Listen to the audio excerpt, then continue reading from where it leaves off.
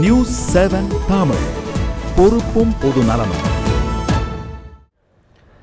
சென்னை டெல்லி இடையே சீனாவின் அதிவேக புல்லட் ரயிலை இயக்க மத்திய அரசு உத்தேசித்துள்ளது. அந்த ரயிலின் சிறப்பம்சங்கள் குறித்து இப்போது பார்க்கலாம்.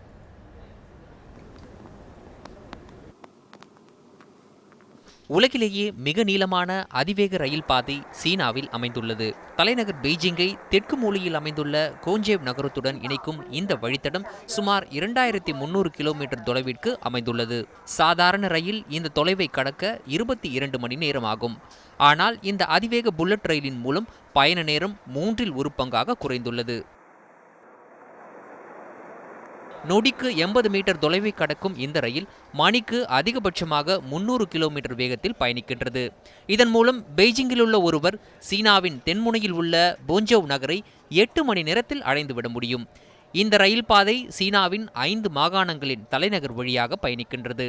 இதனால் வேலையின் நிமித்தமாக பெய்ஜிங்கில் வசிப்பவர்களுக்கு இனி அவர்களின் சொந்த ஊர் வெகு தொலைவில் இல்லை என்று கூறும் அளவிற்கு இந்த அதிவேக ரயில் நிலைமையை மாற்றியுள்ளது.